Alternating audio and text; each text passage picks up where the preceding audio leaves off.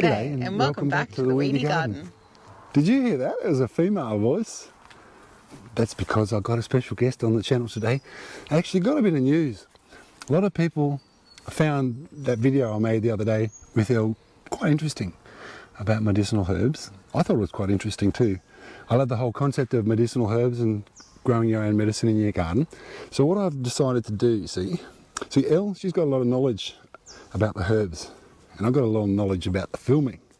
So together we're going to make a little partnership, and once a month we're going to be putting videos on my channel, and they're only going to be concentrating on medicinal herbs. See, this is a special packet of seeds that I got from Survival Seeds. You can find them on my website, but today we're going to show you how to plant and grow all the seeds in this packet. And to start it off, I think Elle should start it because she's the one that's the expert. So 1, 2, 3. Thanks for having me, Weedy, and lovely to meet you all. Today I'm going to talk to you about some medicinal herbs that I have grown before in my garden, and I'll tell you about some of the beneficial properties of them. So the first one I'm going to start off with today is borage. So borage, predominantly I use it in my garden as a beneficial pollinator. I use it underneath my fruit trees. So all of the aerial parts of borage are able to be used in medicine. It's useful as an anti-inflammatory for things such as arthritis, and also as an anti-inflammatory for the lungs. So borage is full of potassium and calcium. It's also high in vitamin C and vitamin A. So the young, fresh leaves are fantastic to put into a salad, just to boost your immunity during the growing season. All of the aerial parts can be used for the borage. It also has some really beautiful star-shaped flowers. I like the flowers just because of the colour and the way they boost a salad. They're edible and they're full of goodness. They're really, really pretty in drinks as well. You can use them as an edible flower. I like to use it predominantly underneath my fruit trees, and I like to use it at the end of my vegetable rows because it creates a sort of pollinator highway from one end of the garden to the other, and it just sort of brightens the whole area up. Some plants I call occasional plants, and borage is one of those for me.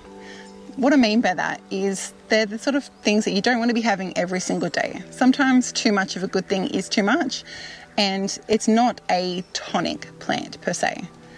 Tonic plants you can have every single day and it's of no detriment to your body. It's actually fantastic for you. Other plants such as yarrow or echinacea and borage are ones that you only have as needed and not on an ongoing basis. And to grow borage, I'll hand you over to Weedy. So borage, I'm going to plant my borage here. I'm just going to take a few of these away so we can get in. I'll put these on the compost later. And so I'll just make a bit more room here. I reckon this is a good enough spot as any. It's right next to my bees here, and I've got dragon fruits and all my vegetables up just behind here. So that's nice. So when you're planting the borage by seed, you want to just put it in the ground about 0.5 centimetre to 1 centimetre. And then when it's come out of the pot and it's looking ready to go, so my little borage is going to be happy underneath here, I think. Because the sun's going to be coming in here. It's going to probably grow up to be about this high in here.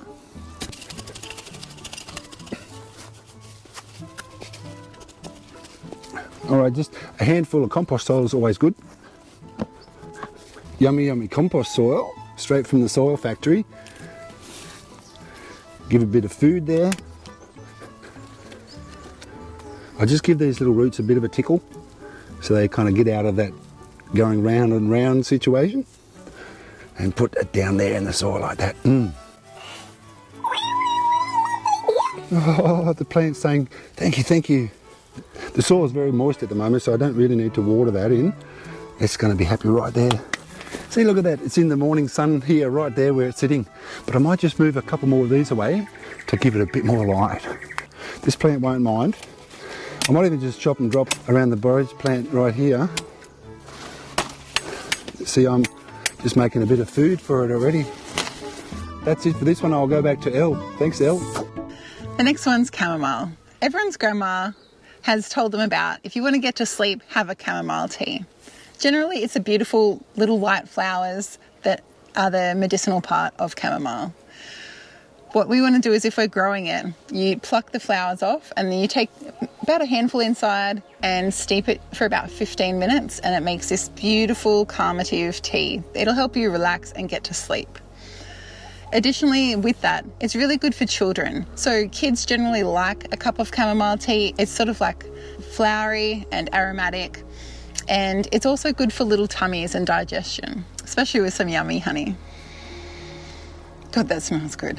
Let's go plant the chamomile weeding.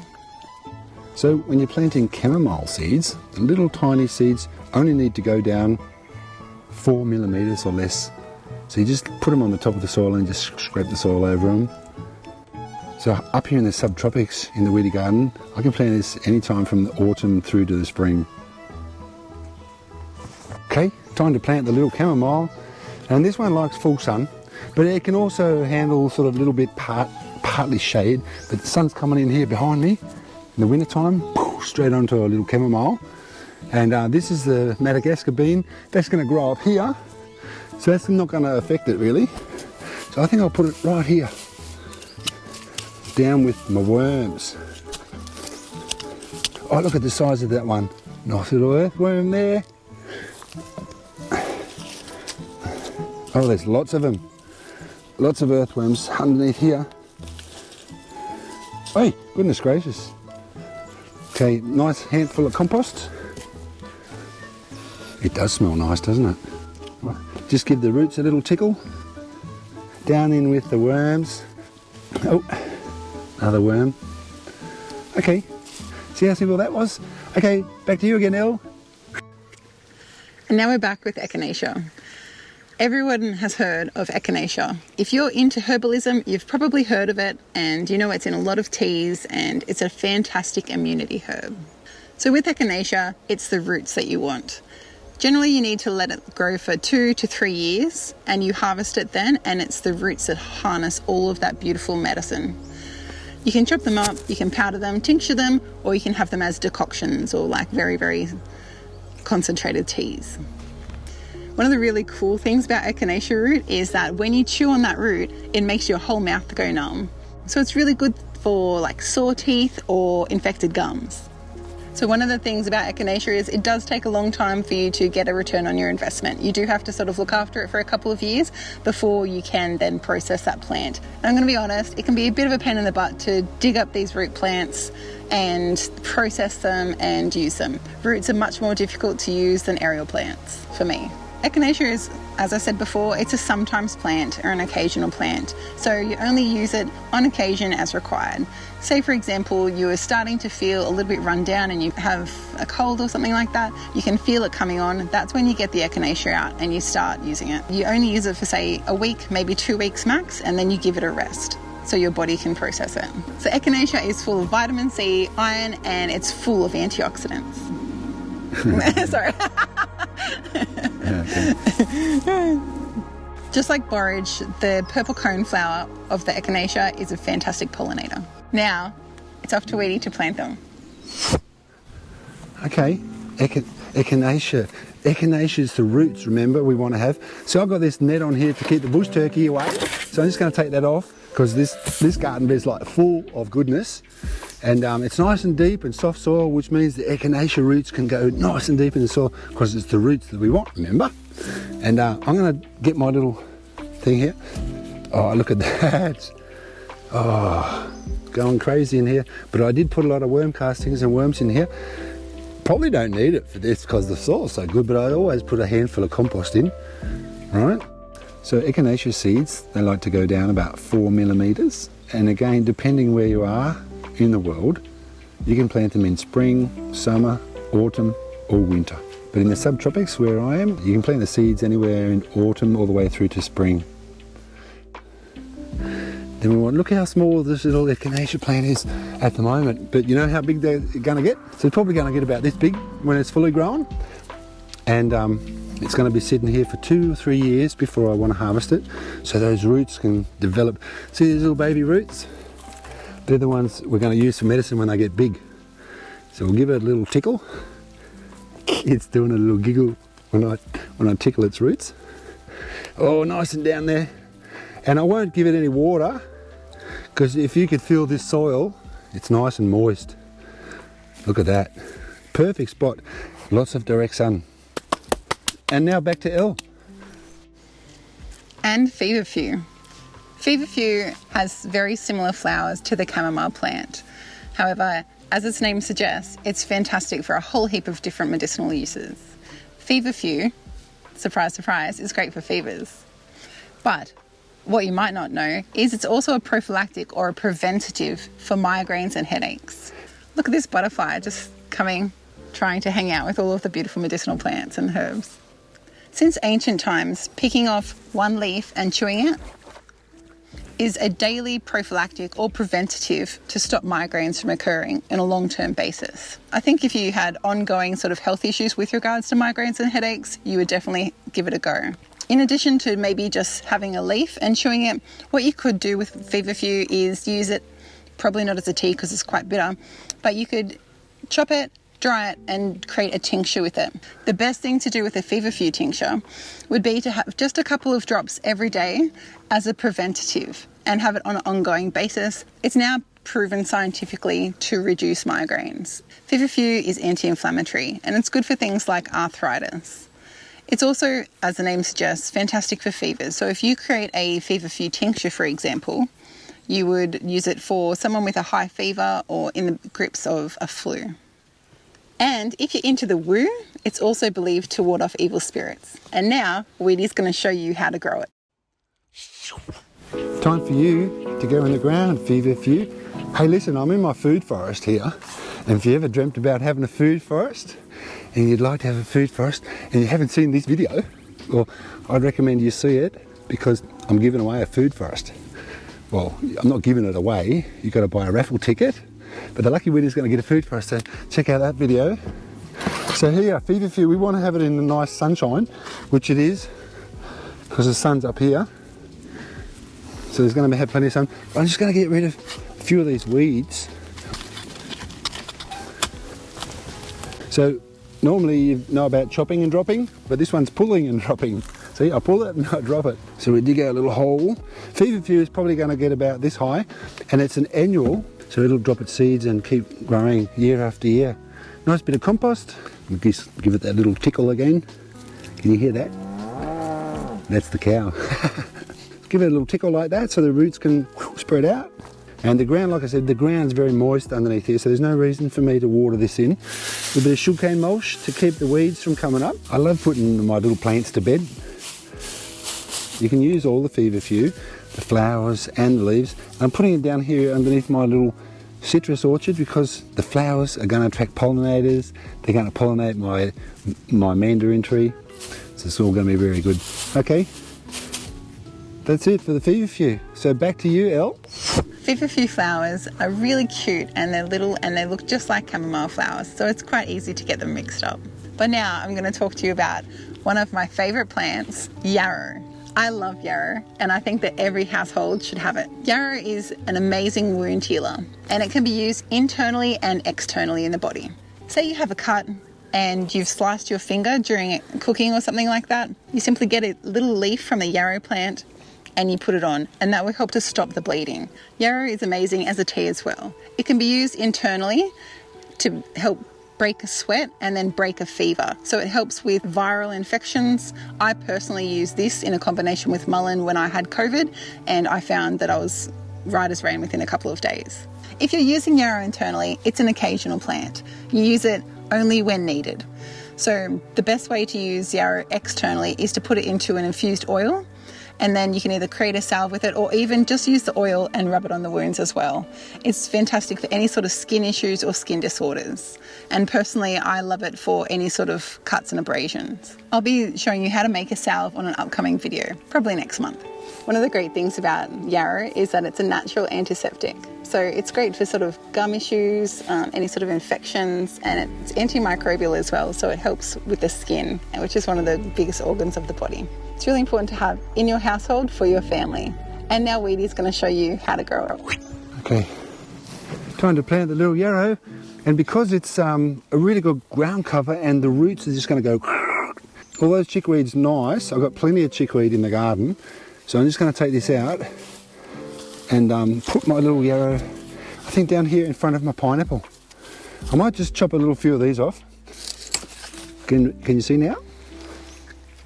See, I just uncovered a little ant's nest here, look, see? Ow, ow, ow. Okay, this is, oh look, little witchetty grub. Witchetty grub is really nice, actually.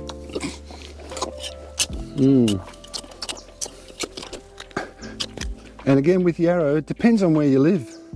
It's like you can plant it all sorts of different times. Okay, nice bit of compost.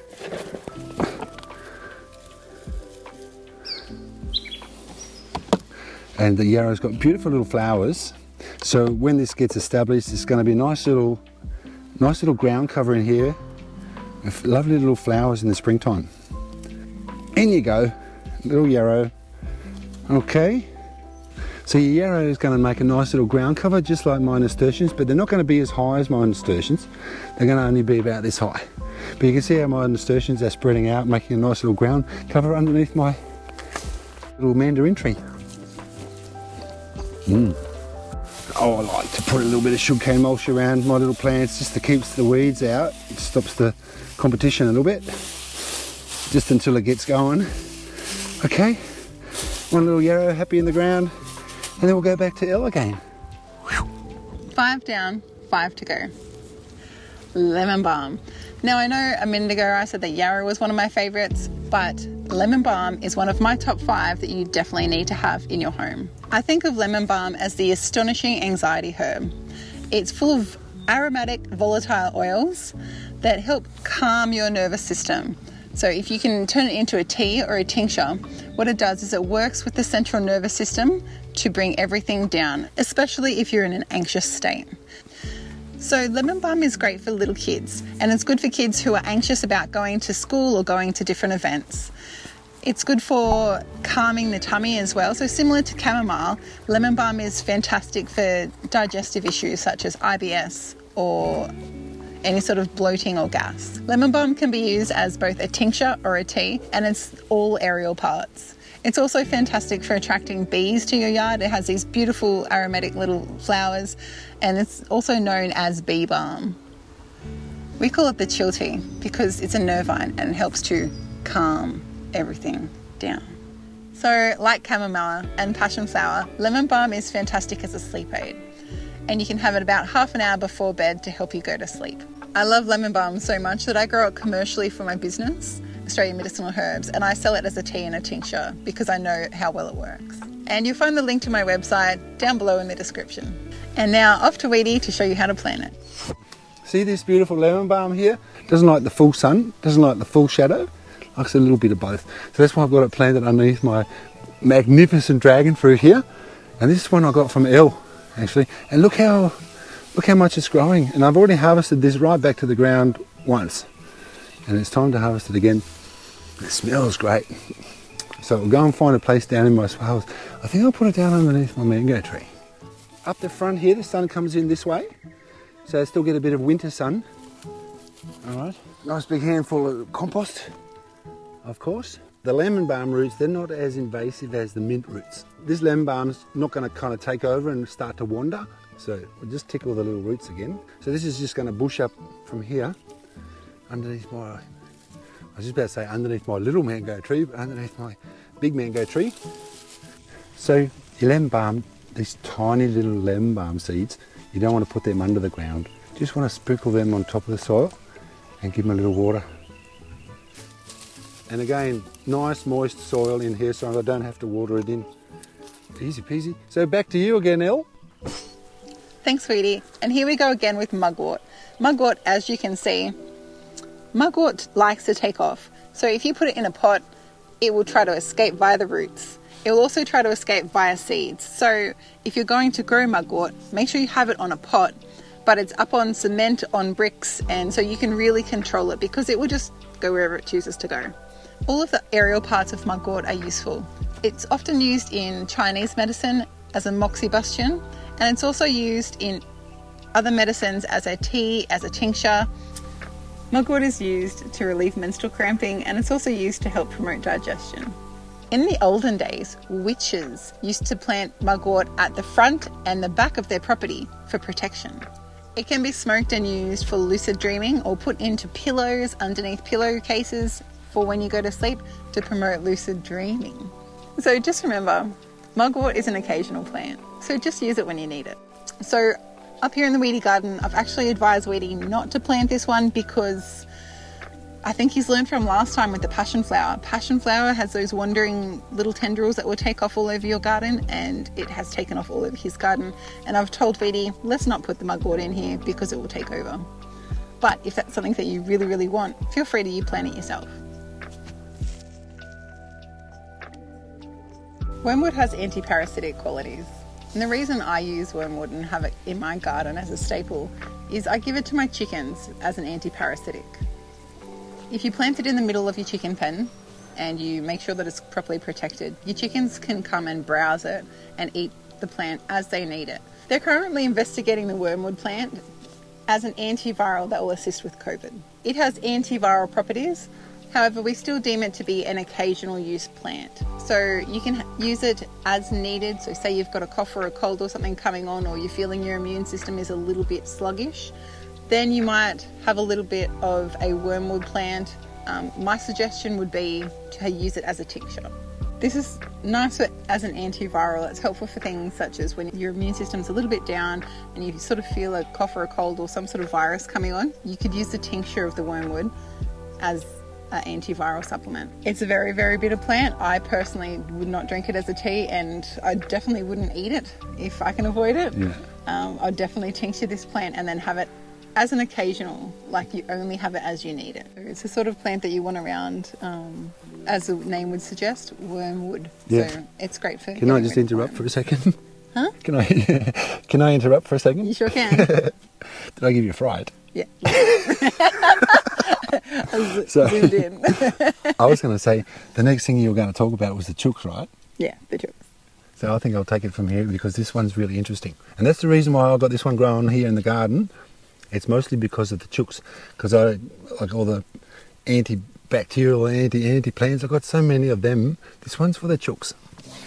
Okay, do you want to come down and watch? Okay. Okay. I got this netting ready, so I'm just going to plant that. So if I plant that in the chicken yard, so I've got the mesh thing ready. I ripped it out of the garden. So if I plant it in the middle of this, then yeah, that's sort of the perfect size. As long as you have the chickens not able to disturb the soil, that'll be fantastic. So basically I've got to put it in a spot where the chickens can't come in and dig it up. But when it grows up, it's going to stick its leaves out the mesh, and the chickens will be able to reach it and it'll pick away at it. It's like you're planting medicine in the middle of their chicken pen. Yeah, exactly. And this is kind of getting full sun as well. In the winter time, the sun's up here, coming in here. Nothing stopping that. Bit of compost soil on top, although this is probably pretty fertile soil because the chickens have been living in here. That's probably going to hold it. I can feel the joy of this little plant already in my hands. It's vibrating because it knows it's coming down into something just delicious. Oh, nice and moist. I mean, you can see yourself how moist the soil is. There's no reason for me to sort of flood it out. Just chuck that on like that.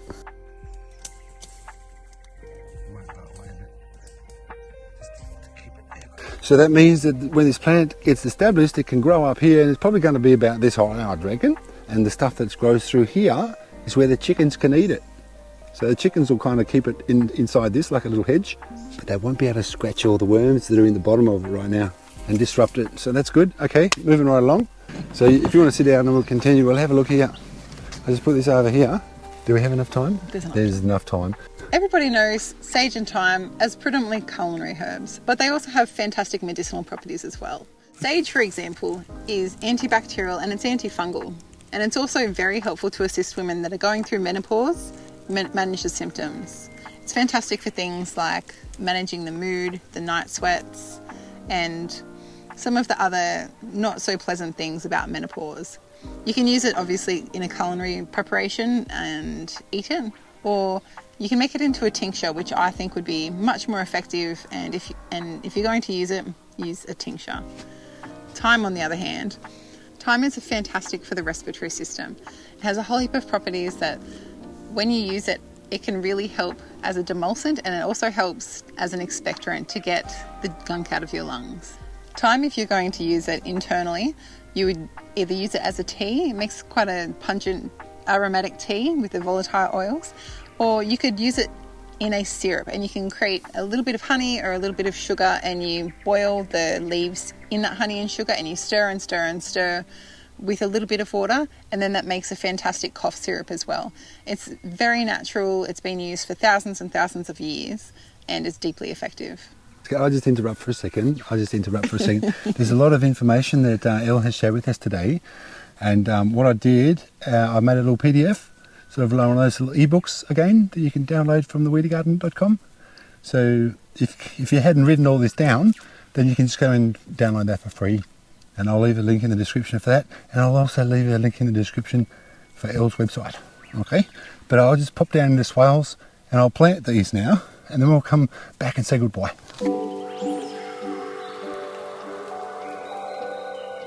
Full sun up here, and I have a feeling that the pineapples and the thyme are going to kind of get on well together. In my opinion, this is as good a spot as any. I'll just take away some of these weeds so the little thyme gets a bit of room, and you know what I'm going to do now, of course. Big handful of compost. I'll dig a little hole and I'll get my thyme. Careful, careful. In you go. It looks a bit funny, doesn't it? I think it's been growing crooked. But I'll just chuck a bit of mulch around that. Okay, so if you do want to have a lot of thyme in the garden, then just get yourself a thyme branch and rip off all the little leaves of it. You can probably give it a little scratch with your fingernail or with a knife, back of a knife, and stick it in the ground and wish it good luck, and it should produce roots and continue growing. I'm going to just find somewhere to put the sage, but I think I'll finish the video off. Let's go down to the swales. Of course, thanks for watching. That's a good enough time as any to end this video, actually. And so while I go down and plant the last little plant, the sage, down in my garden somewhere, I'd first like to say thanks for coming to the garden, Elle. Yeah, thanks, had a great time. Yeah, there's a nice little bit of sun down here still, actually. It's really nice to have your own medicine grown in your own garden, and I wish that for everybody, actually. So even if you've just got one little pot and one little favourite herb, why not just plant it in your garden? Because our life is important. It is ours, and we have control of it. So enjoy yours. You only got one.